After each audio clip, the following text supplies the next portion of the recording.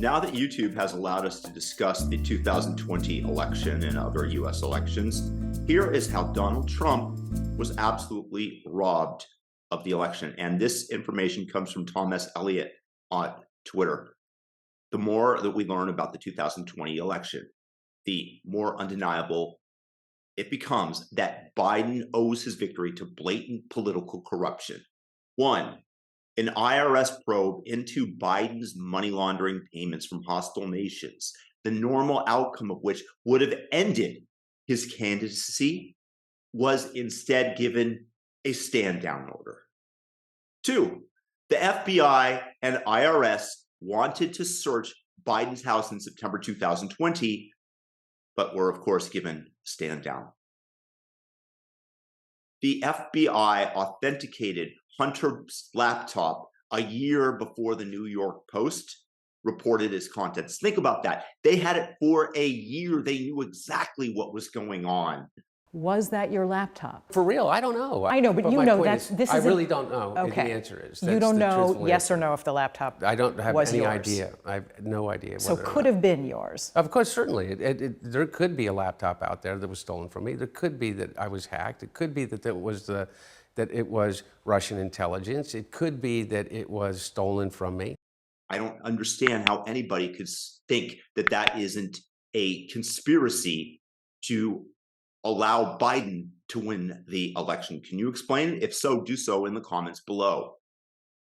4, rather than use the laptop's voluminous documentation of myriads of felonies to initiate criminal investigations, the FBI has to plot to warn social media companies of an imminent hack and leak operation of what they heavily suggested was Russian disinformation.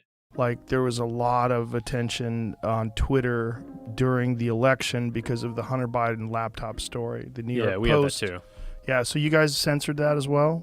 I mean, basically, the background here is the FBI, I think, basically came to us, some folks on our team, and was like, hey, just so you know, like, you should be on high alert. We just kind of thought, hey, look, if the FBI, which I still view as a legitimate institution in this country, it's like very professional law enforcement, they come to us and tell us that we need to be on guard about something, then I want to take that seriously.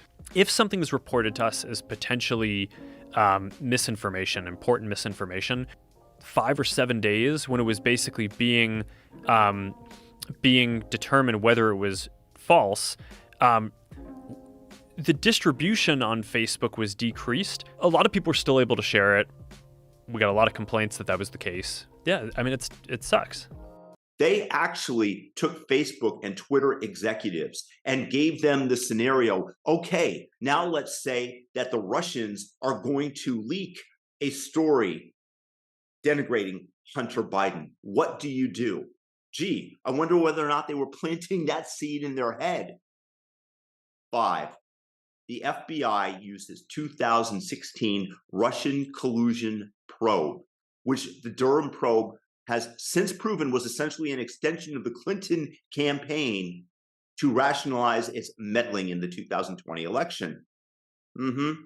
6, the FBI also conducted an influence operation with various reporters at major newspapers to convince them that the forthcoming damaging reporting about Biden that they knew was true was in fact not.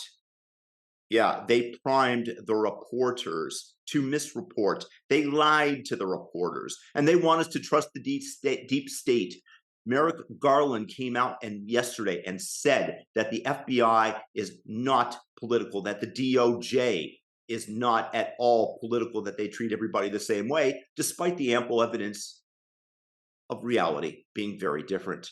7, the FBI was spying on Giuliani when he shared the laptop contents of the New York Post. They were surveilling a private American citizen, upstanding, who helped put mobsters away and ran New York into a beautiful city, turned it into a beautiful city from the abysmal, crime-ridden hellhole that it was. And the FBI was, of course, spying on him. 8, when the FBI told Twitter and Facebook a Russian disinformation campaign was coming, they had already concluded Russia wasn't trying to game the election.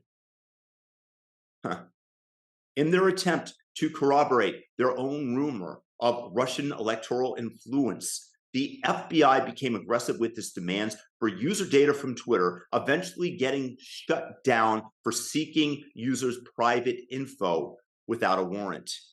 This is when you allow the powers that be to extend their privileges and influence. They keep grasping for more and more of your freedoms. They keep pushing the edges of the law further and further into your private life.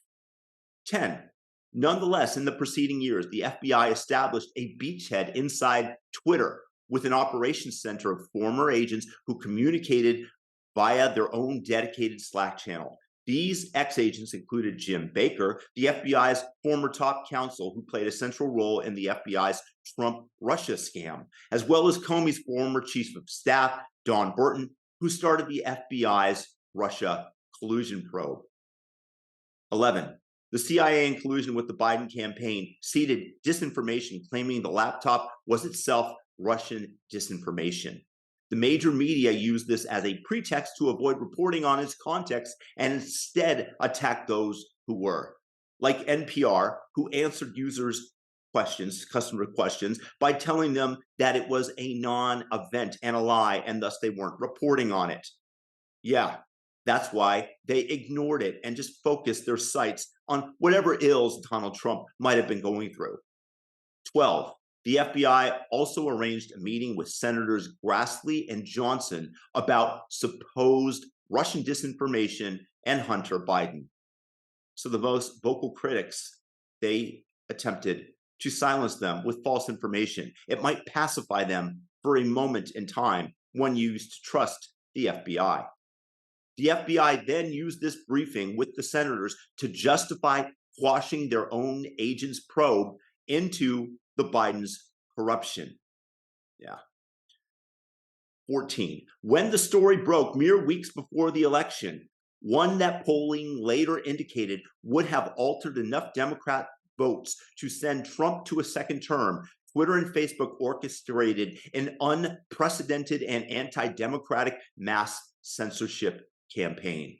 That's why you couldn't even send the article on Twitter, and why Facebook suppressed it so massively, which on Joe Rogan, Mark Zuckerberg admitted, as well as the fact that Facebook was pre-framed with the knowledge that the Hunter Biden laptop story might be coming out. And what are you going to do if you're a good American citizen? Are you going to allow 2016 all over again and Russia to influence the election, which it didn't even do in 2016?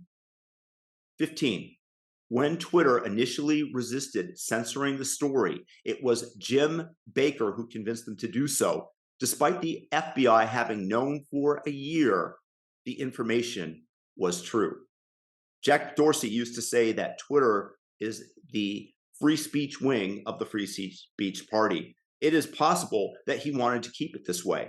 But when you have these moles embedded into Twitter, convincing you otherwise, threatening you, cajoling you, doing whatever they can to suppress the information, and you have somebody like Vijaya Gotti at the helm who does the deep state bidding, well, this is what happens, and this is what you get. In 2020, after the operation's success and Biden's victory, the FBI agents working at and with Twitter celebrated the outcome. Well, of course they did. They got the result that they wanted. They manipulated the election. They stole the election. I can say that, can't I? YouTube. 17. The FBI subsequently paid Twitter $3.5 million for the staff hours expended on their influence operations. That means our taxpayers are going to censor Americans, to rob us of our First Amendment. And they use taxpayer money in order to exert their plan to rob the rightful winner of the election and put this crooked puppet in. 18. At the time, Trump was being impeached for asking Ukraine to investigate Biden's alleged corruption in Ukraine. The FBI and IRS already knew the Bidens had indeed laundered more than $10 million from Burisma via fake companies and dozens of bank accounts, while at the same time, VP Biden had used U.S. aid as leverage in getting the Ukrainian prosecutor investigating Burisma fired. It's on video, folks. Biden literally said and bragged that there was going to be a quid pro quo, that you aren't going to get the $1 billion of our taxpayer money if you don't fire this guy who was investigating Burisma. I went over for, I guess, the 12th, 13th time to Kyiv, and I was supposed to announce that there was another $1 billion loan guarantee. And I had gotten a commitment from Poroshenko and from Yatsenyuk that they would take action against the state prosecutor, and they didn't. So they said they were walking out to press conference. I said, no, I said, I'm not going to, we're not going to give you the $1 billion. They said, you have no authority. You're not the president. The president said. I said, call him. I said, I'm telling you, you're not getting the $1 billion. I said, you're not getting the $1 billion. I'm going to be leaving here. And I think it was, what, 6 hours? I said, I'm leaving in 6 hours. If the prosecutor's not fired, you're not getting the money. Well, son of a bitch. Got fired. If the prosecutor's not fired, you're not getting the money. All this, by the way, is to say nothing of Democrats orchestrating a state-by-state campaign to change voting rules to enable the widespread adoption of voting boxes. Left-wing activist groups, funded in part by Facebook, facilitated the exploitation of these drop-off boxes on behalf of the DNC. Now, that part might have not been illegal since they were simply changing the rules, but it's especially shady since it was done alongside federal health agencies, then knowingly overstating the threat of COVID, which was used as the rationale for the change of the rules in the first place.